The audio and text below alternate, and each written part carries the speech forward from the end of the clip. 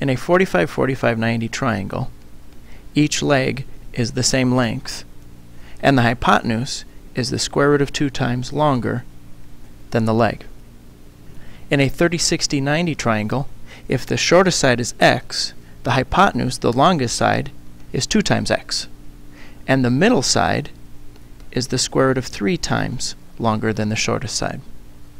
Today we're going to look at some triangles that use these two formulas, but in order to get the answer, we need to apply our algebra skills. In example 1, the two legs of the triangle are the same length, so m is the square root of 10 long. The hypotenuse, n, is longer than these two legs. How much longer? Well, it's the square root of 2 times longer. So I'm going to take the square root of 10 and multiply it by the square root of 2. Now this is where we need to apply our algebra skills. The square root of 10 times the square root of 2 can be rewritten as the square root of 10 times 2, all underneath one square root symbol. We can then do that math. 2 times 10 is 20. And now we need to simplify the square root of 20. 20 is divisible by 4. 4 is a perfect square. I can then distribute that square root to the 4 and to the 5. The square root of 4 is 2, so my final answer for n, the hypotenuse, is 2 square roots of 5. I'm still applying the 45, 45, 90 rules. I'm just using some algebra to simplify my answer. Example number 2. The triangle is not drawn to scale, so I'm going to redraw the triangle to scale.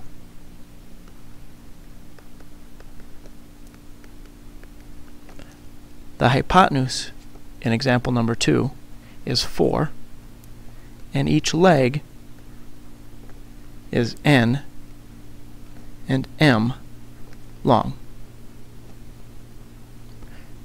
In this example, we know the length of the hypotenuse. If we knew the length of the leg, we could just multiply that length by the square root of 2 to get the hypotenuse. Now we're going to go the other way. We actually know the hypotenuse, and we need to figure out the leg. So to go from the hypotenuse to the leg, instead of multiplying by the square root of 2, we're going to divide by the square root of 2. So to go from the hypotenuse to the leg n, we're going to take 4 and divide it by the square root of 2. Again, this is where we need to apply our algebra skills. We can never have a square root in the denominator, so we need to rationalize the denominator. To rationalize the denominator, I'm going to multiply by the square root of 2 over the square root of 2. Multiplying those two fractions together, I end up with 4 square roots of 2 over the square root of 2 times the square root of 2. And I can simplify the square root of 2 times the square root of 2 underneath one square root symbol, which turns into the square root of 4. And what's nice about the square root of 4 is it's a perfect square. The square root of 4 is 2. Finally, I need to divide this 4 and this 2. They're both outside of the square root symbols, and 4 and 2 are both even, so I can simplify them. My final answer is n equals 2 square roots of 2. If n is 2 square roots of 2, m also has to be 2 square roots of 2, since they're both the same length. Example number 3. This triangle is drawn to scale, but I'm just going to rotate it so it lines up with my first example of a 30, 60, 90 triangle. Here's my 60 degrees, here's my 30 degrees. My hypotenuse is n.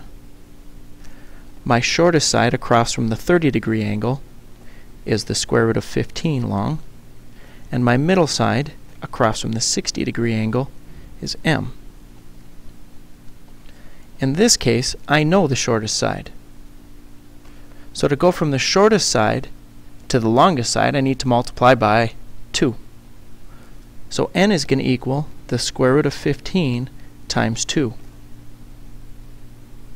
To simplify the square root of 15 times 2, I'm just going to rewrite it as 2 times the square root of 15. To go from the shortest side to the middle side,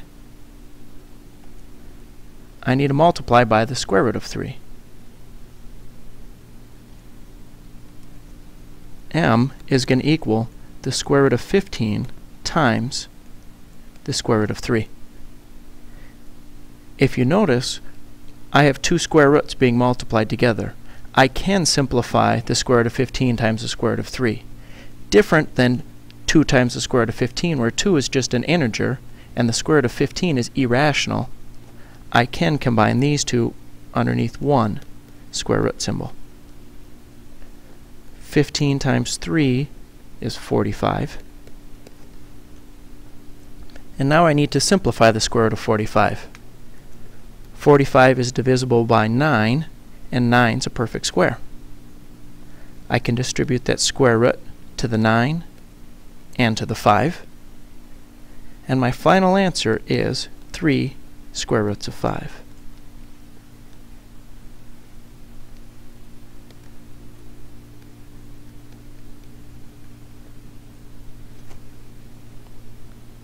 My last example, example 4. My triangle's not drawn to scale. It doesn't look very nice, so I'm going to redraw it to scale.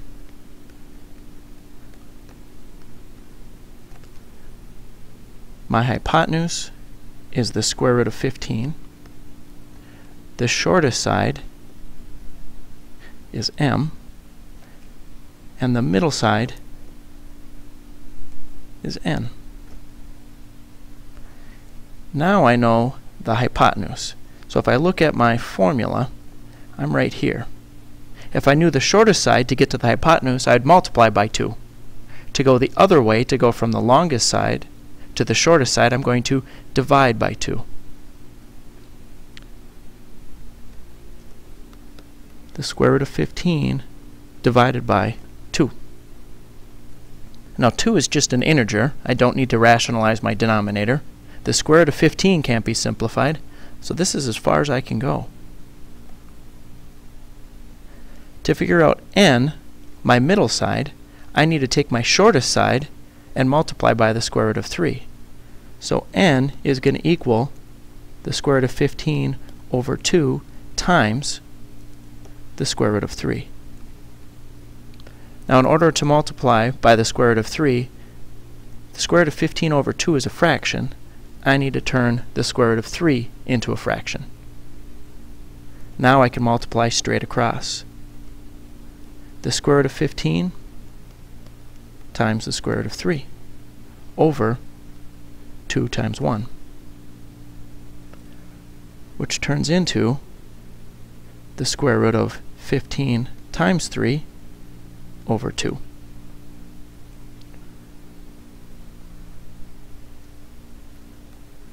Which turns into the square root of 45 over 2. And I just simplified the square root of 45 over here. The square root of 45 is 3 square roots of 5 over 2. 3 and 2 can't be simplified. 5 can't be simplified with anything because it's underneath the square root symbol. So that's my final answer. N equals 3 square roots of 5 over 2.